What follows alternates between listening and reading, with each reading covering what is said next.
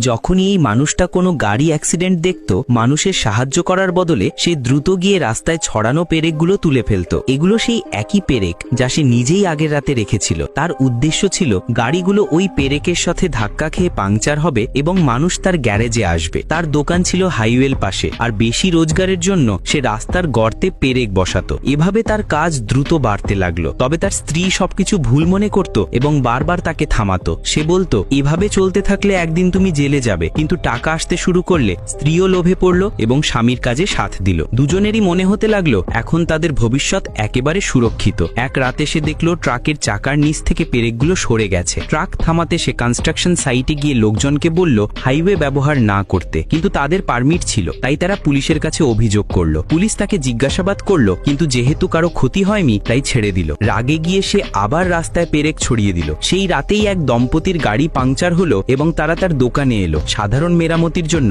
সে তাদের কাছ থেকে 500 টাকা